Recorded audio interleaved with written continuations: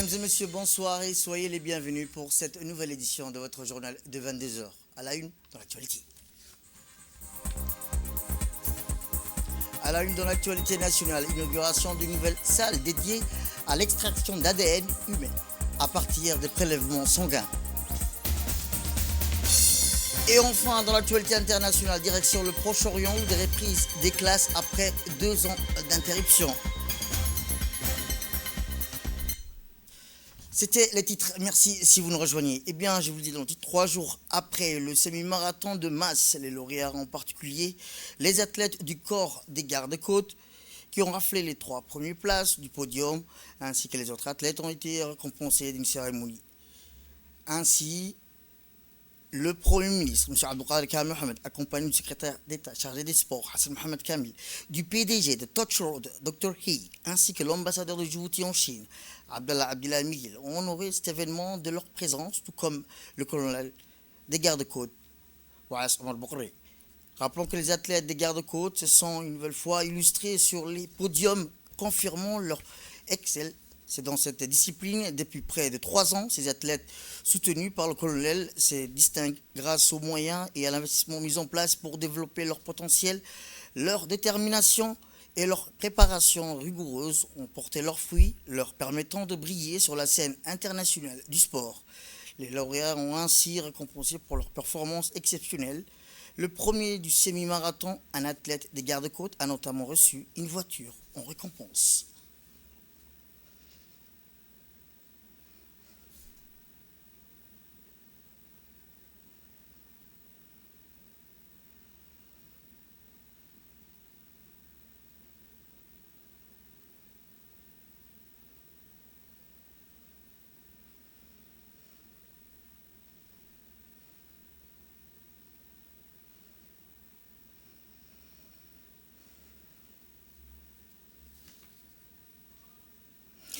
Santé à présent, je vous le dis dans le titre, le ministre de la Santé, Dr Ahmed Roble Abdillah, a inauguré officiellement le nouveau service des urgences pédiatriques de l'hôpital général Pelletier du CHUD.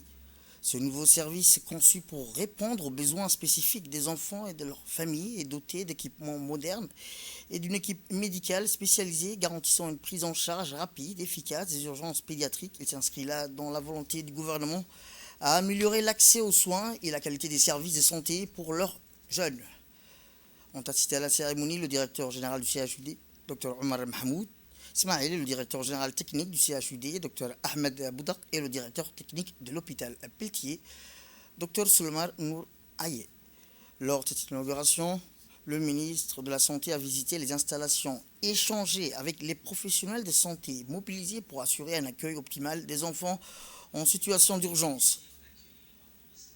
Dans le cadre du début d'activité dans notre laboratoire des cathétérismes cardiaques, ceci est le fruit de la collaboration entre des institutions nobles ayant une mission commune en termes de prestations sanitaires pour nos concitoyens djiboutiens, en l'occurrence la Caisse nationale de sécurité sociale et le ministère de la Santé publique. Dans notre laboratoire des cathétérismes cardiaques, nous réalisons des gestes diagnostiques concernant les affections des artères cardiaques et nous faisons aussi par le traitement, quand il y a une artère qui est totalement obstruée, qu'on appelle couramment une artère bouchée.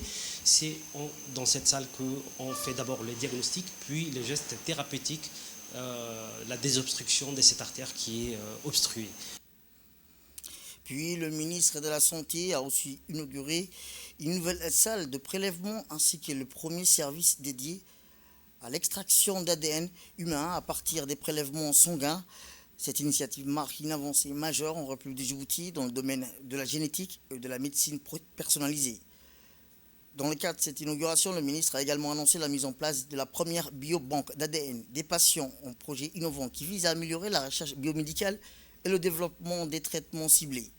Cette biobanque constituera une ressource précieuse pour la recherche et l'innovation médicale. Elle permettra une meilleure compréhension des maladies génétiques et ouvrira la voie à des thérapies personnalisées adaptées aux besoins des patients. La création de cette biobanque et du service d'extraction d'ADN représente une avancée significative.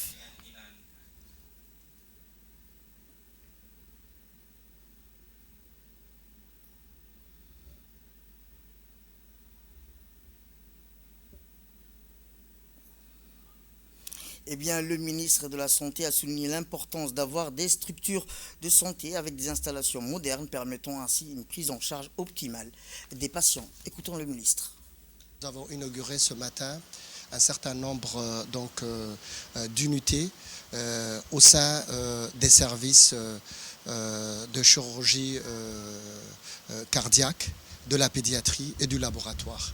Nous avons d'abord inauguré et réactivé le centre de cathétérisme vasculaire du CHU de Pelletier, qui a été donc rénové, rééquipé avec de nouveaux personnels, et ce centre sera fonctionnel et va offrir toutes les prestations nécessaires à la population djiboutienne. Nous avons également, nous nous trouvons ici dans le service de pédiatrie qui a été donc étendu. Nous avons donc à l'extérieur une unité d'accueil pour les urgences pédiatriques. Nous sommes ici au bloc des urgences pédiatriques. Nous avons ouvert pour la première fois, le CHU a ouvert une urgence pédiatrique qui sera fonctionnelle 24 heures sur 24. Les enfants vont venir ici, ils ne seront plus trimballés un peu partout, ils seront là et ils vont retrouver ici des prestations de qualité. Il y aura également un médecin de garde en permanence ici. Il y a également un hôpital de jour avec des lits d'hospitalisation. Nous avons également inauguré un bloc également de prélèvement et nous avons également fait l'extension du laboratoire. Donc tout ceci en fait est au crédit de cette administration du CHU de Pelletier, du CHU de façon générale, tous les personnels qui travaillent. Je voudrais sincèrement remercier tous les professionnels de santé de toutes catégories qui travaillent au sein du CHU et particulièrement au CHU de Pelletier. Eh bien, autre actualité dans ce 22h, c'est aussi le ministère de la Femme et de la Famille a organisé aujourd'hui une cérémonie de remise des certificats et l'inauguration d'une salle informatique au centre CASAF.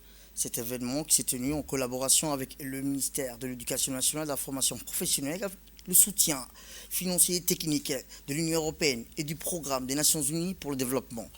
Lors de la cérémonie, plusieurs femmes ayant suivi avec succès des formations professionnelles ont reçu leur certificat, témoignant ainsi de leur engagement et de leur persévérance. Les représentants des différentes institutions partenaires ont salué les efforts déployés pour promouvoir l'autonomisation des femmes et renforcer leurs capacités dans le domaine du numérique. Cette initiative vise à renforcer les compétences des femmes en matière de numérique et à favoriser leur insertion professionnelle dans un monde de plus en plus digitalisé.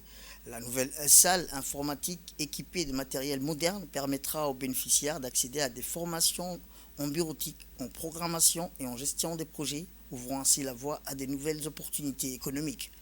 L'événement s'est conclu par une visite de la salle informatique où les participants ont pu découvrir les équipements mis à disposition et échanger avec les formatrices et les bénéficiaires sur les perspectives d'avenir.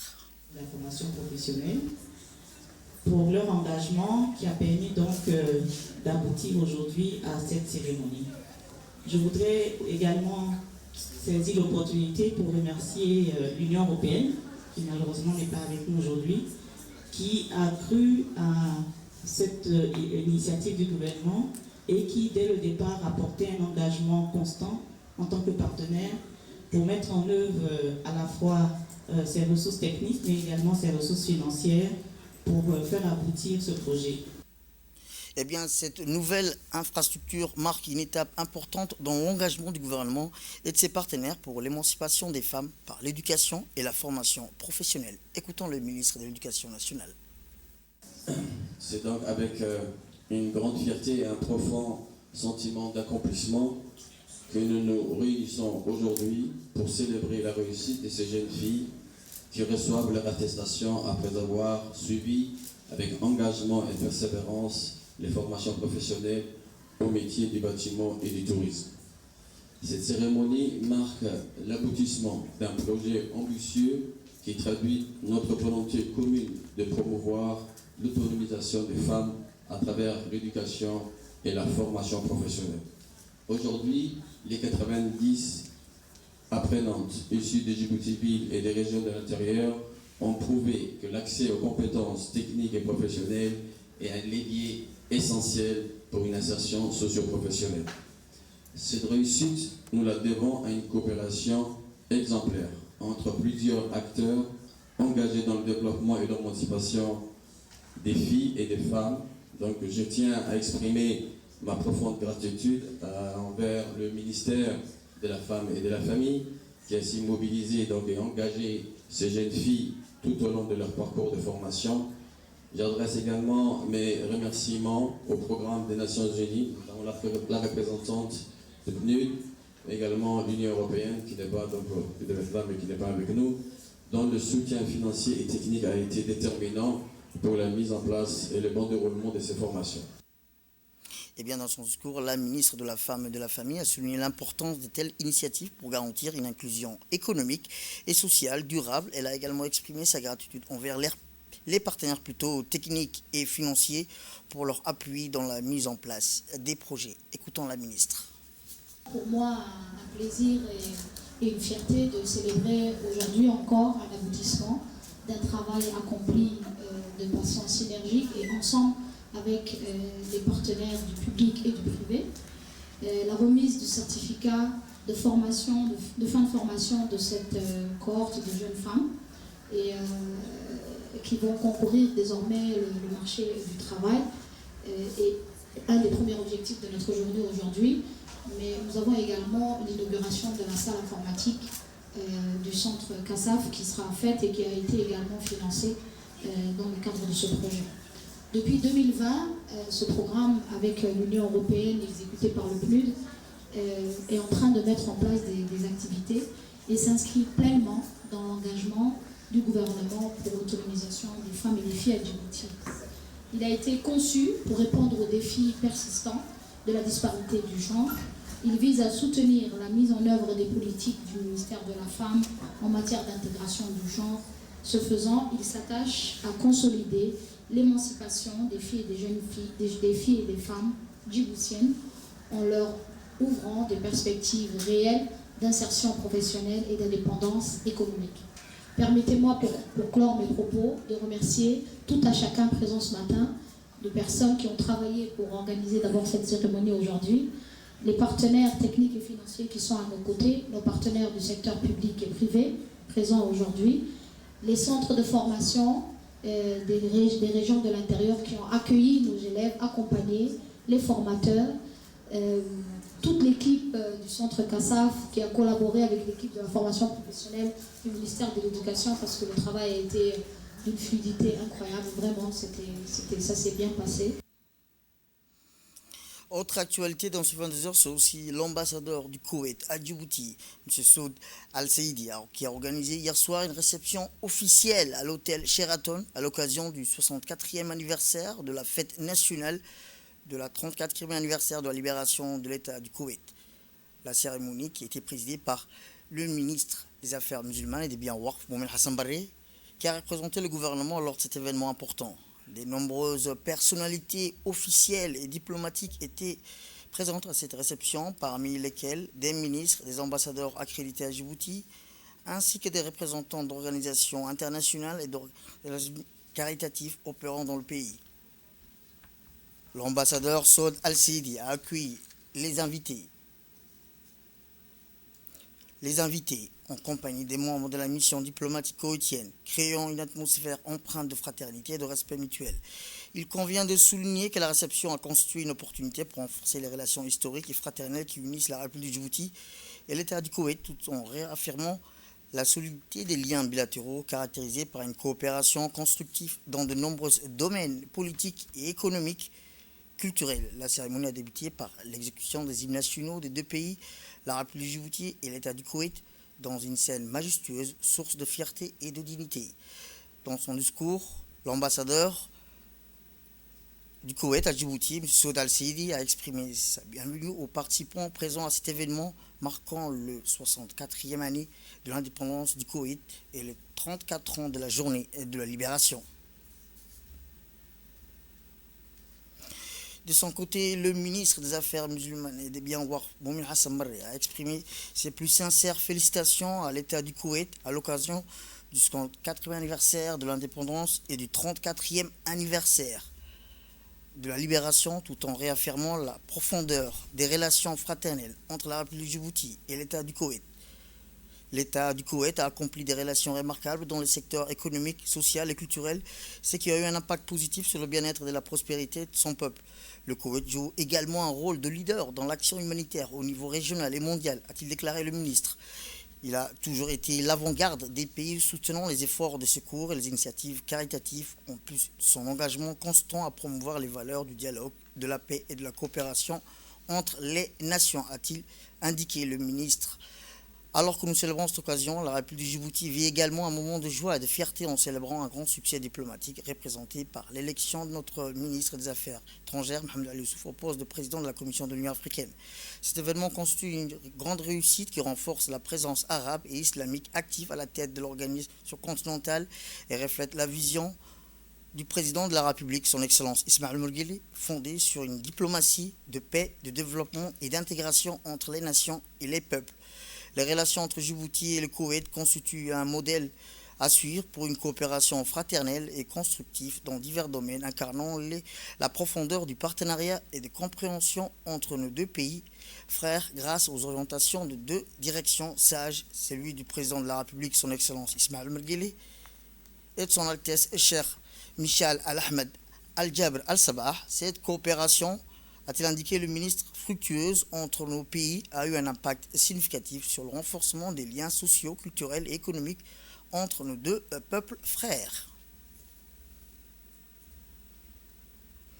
Direction le Qatar, où l'inspecteur général de l'État de la République de Djibouti, Hassan Issa Sultan, accompagné de M. Taïb Doubet, Roblé, ambassadeur de Djibouti au Qatar, a été reçu par son homologue qatari, Hamed bin Nasser, président de l'autorité de contrôle administratif et de transparence de l'État du Qatar. La rencontre a porté sur les voies et moyens de jeter les bases d'une coopération solide entre les deux pays dans les domaines du travail, de l'inspection et de la transparence et aborder un certain nombre de sujets d'intérêt commun entre les deux parties, notamment l'échange d'expertise, l'utilisation de la technologie dans le domaine du renforcement et l'intégrité, la lutte contre la corruption dans le but d'assurer la surveillance et la transparence, également de prévenir la perpétration des crimes qui affectent les fonds publics ou la fonction publique et s'efforcer de contrôler les activités. Également, l'inspecteur général a adressé à son homologue qatari une invitation pour visiter Djibouti afin de s'enquérir des visus du fonctionnement de leur institution. L'invitation a été acceptée. En retour à Djibouti, où dans le cadre du processus d'inscription du Mat'a Afar au patrimoine immatériel mondial de l'UNESCO, une délégation dirigée par le président du comité de supervision et de coordination, M. Naguib Abdel Mohamed, a tenu une réunion avec les autorités locales, les représentants coutumiers et divers leaders d'opinion de la région d'Obok. Cette rencontre inaugurale s'est déroulée dans la grande salle de réunion de la préfecture du président du conseil régional et des personnalités influentes. Lors de son intervention, M. Naguib Abdallah a encouragé les détenteurs et spécialistes du Mat'a Afar à contribuer à l'inventaire et à exprimer leur consentement en toute liberté et en toute connaissance de cause. Les leaders communautaires ont unanimement apporté leur soutien à cette initiative et se sont engagés à prendre part active. La demande d'inscription sera portée par la République de Djibouti en collaboration avec l'Éthiopie, l'Érythrée, pays où cette tradition est profondément ancrée.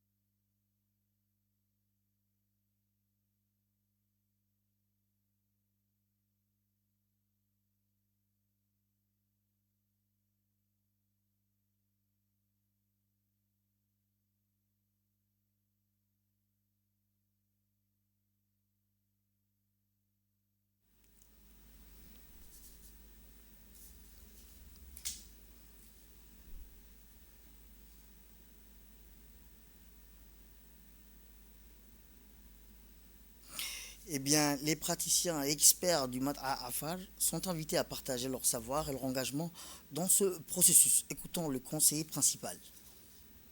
Le gouvernement djiboutien, dirigé par son Excellence le président de la République, Hadji Ismaël Omar Guelleh, a jugé nécessaire et a mentionné et a souligné dans ses prérogatives et dans ses priorités la sauvegarde du patrimoine culturel sur l'ensemble du pays. Monsieur le doyen, le sage, vous êtes pour nous les trésors humains vivants. Les savoirs sont en vous, il faut les transmettre, il faut les partager. Et nous avons cette occasion aujourd'hui que vous consentiez à cette initiative d'envergure internationale et nationale. Une fois que le Mad'a sera inscrit sur la liste du patrimoine culturel de l'humanité, il constituera un modèle à suivre. Parce que le Mad'a vous a permis d'éviter tout conflit entre les Afars pendant des siècles.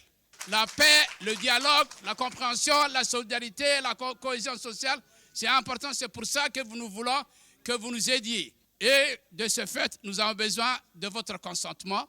Et le fait d'inscrire va développer le tourisme culturel. Il va développer le soutien à l'action culturelle. Tout le monde, les organisations internationales vont s'intéresser au Mad'a. Et ce Mad'a doit constituer un élément fédérateur international et national de la paix et de la cohabitation dans le monde et surtout servir de base de travail de réflexion pour les pays africains qui sont en train de s'entretuer.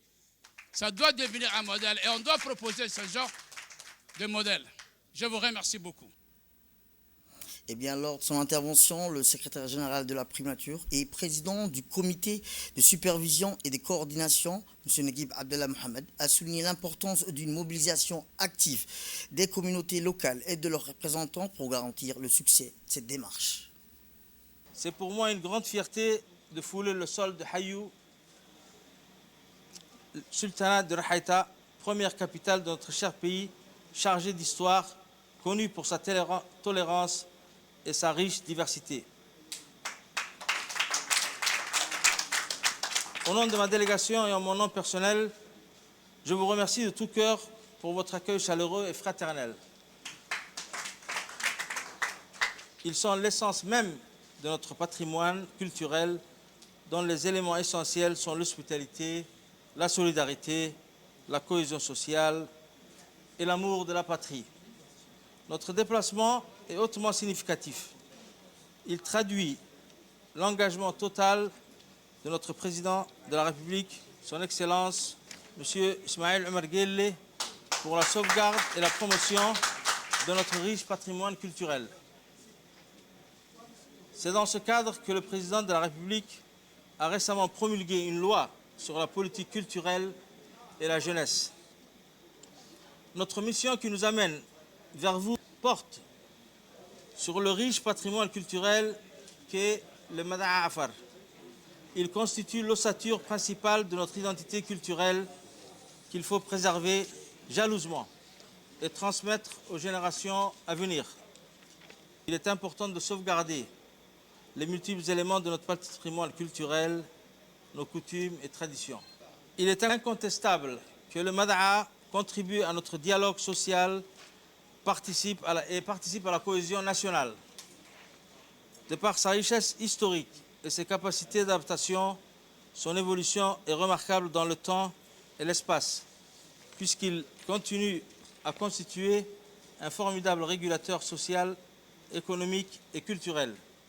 Ce sont les raisons qui justifient notre présence parmi vous, l'objectif étant d'inscrire le Mad'a sur la liste représentative de l'humanité de l'UNESCO, en précisant que c'est un patrimoine immatériel, bien sûr. Il est temps que le Mad'a rayonne au niveau international et qu'il bénéficie de la reconnaissance tant nationale qu'internationale. Car nous voulons, grâce à ce processus d'inscription, qu'il devienne une référence mondiale, un modèle social et environnemental.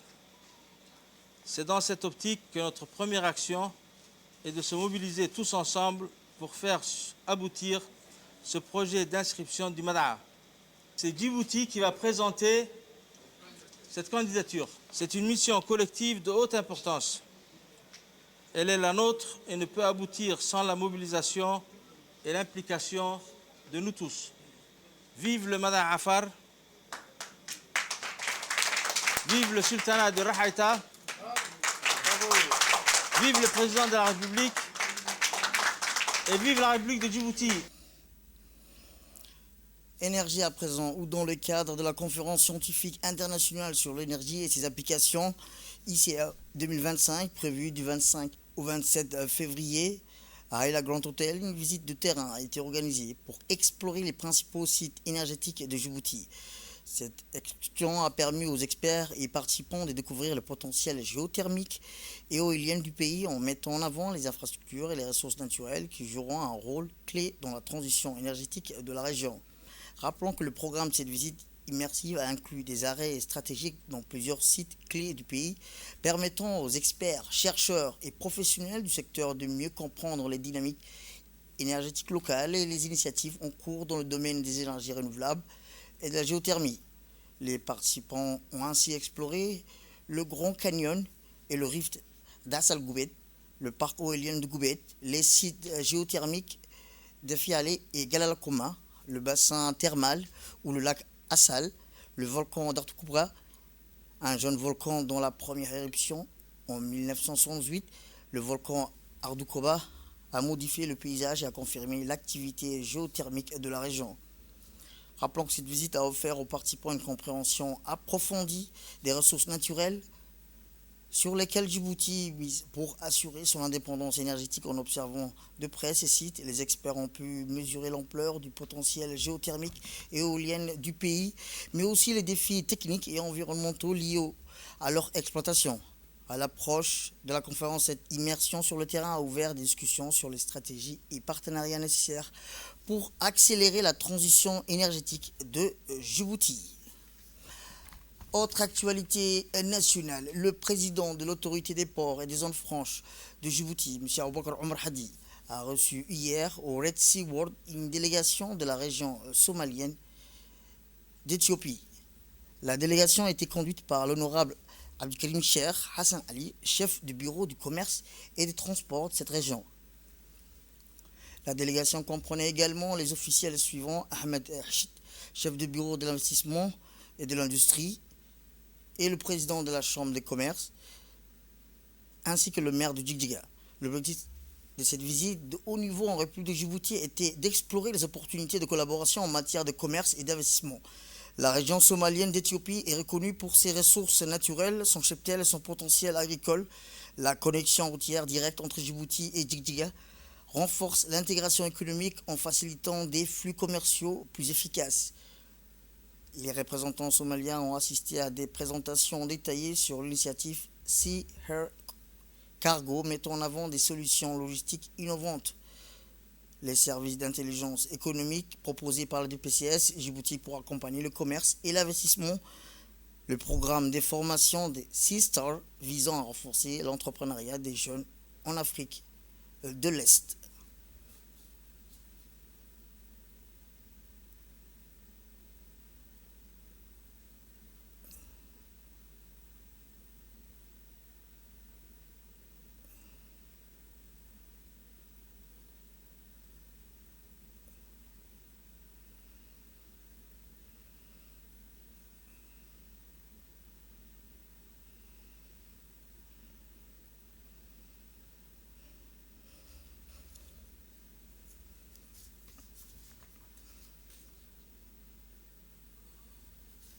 Eh bien, comme je vous le disais, le président de l'autorité des ports et des zones franches a souligné l'importance des corridors commerciaux régionaux dans la promotion de l'intégration économique, l'ouverture de nouvelles opportunités de croissance. Il en a mis en avant la nécessité d'améliorer le commerce à travers des initiatives stratégiques visant à connecter les marchés et à réduire les barrières commerciales physiques et non physiques. Le président de l'autorité des ports et des zones franches a également proposé à la délégation d'explorer des opportunités offertes par le futur centre académique maritime qui sera prochainement lancé à Djibouti afin de développer une expertise maritime et renforcer la capacité commerciale régionale. De là, nous dirigeons vers le sud du pays où, dans le cadre de la poursuite de sa mission de renforcement de la cohésion nationale, une délégation militaire s'est rendue dans les localités de Bakéré et Sankal. Après une première étape dans la région du sud du pays, du 19 au 22 février, cette mission s'inscrit dans un engagement global à consolider la coopération entre les forces armées et les populations locales, tout en contribuant activement à la sécurité et à la stabilité dans ces zones stratégiques. À l'arrivée à Bakéré, les membres de la délégation ont été accueillis avec enthousiasme par les habitants, témoignant de liens de confiance forts et durables entre l'armée djiboutienne et les communautés locales. Cette relation de proximité illustre une coopération étroite entre les autorités militaires et la population, un partenariat clé dans les actions de sécurisation et de développement.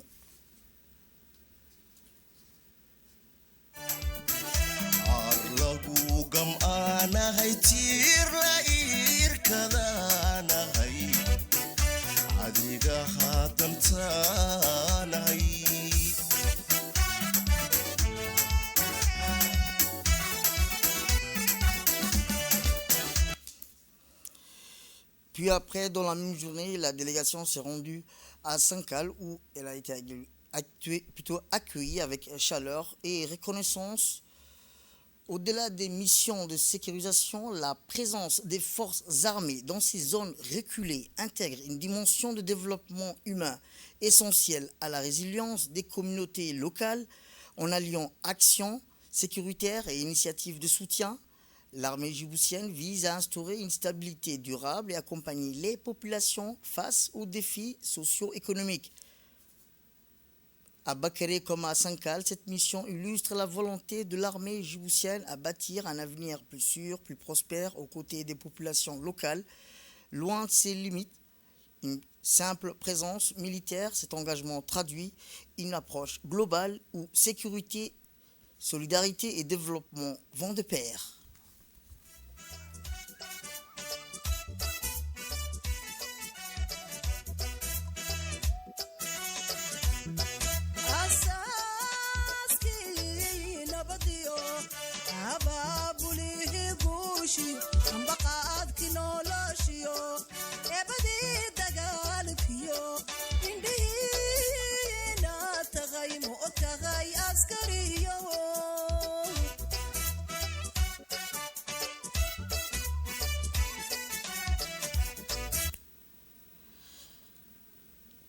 Le colonel Omar Boukre, commandant de la garde-côte, a accueilli chaleureusement dans l'enceinte de la direction générale de la garde-côte, Sissi Escale, une forte délégation de la garde-côte japonaise conduite par le vice-amiral Konosuke Hiroki, commandant adjoint des opérations de la garde-côte japonaise, en présence entre autres des officiers de l'institution. Après une importante prise d'armes rendue en l'honneur du vice-amiral Konosuke Hiroki, commandant adjoint des opérations de la garde-côte japonaise, le colonel Omar Boukre a reçu la forte délégation dans la salle de réception pour leur souhaiter la bienvenue et de leur faire une présentation exhaustive des différentes missions, installations et équipements de la garde-côte. Effectivement, pendant la réunion, les deux responsables ont soulevé plusieurs points dans le volet de la sécurité, la sûreté maritime du golfe d'Aden et celui de Bab el-Mandeb. Le commandant de la garde-côte djiboutienne et commandant adjoint des opérations de la garde-côte japonaise ont eu des échanges fructueux et constructifs faisant état de la très bonne coopération et collaboration entre la République de Djibouti et le Japon et la volonté de développer davantage les relations bilatérales existant entre les deux pays frères et amis et par conséquent la collaboration et la coordination entre les deux gardes-côtes. Le vice-amiral Konosuke, commandant adjoint des opérations de la garde-côte japonaise, quant à sa part, louer le développement fulgurant et l'avancée majeure atteinte en si peu de temps de la garde-côte djiboutienne.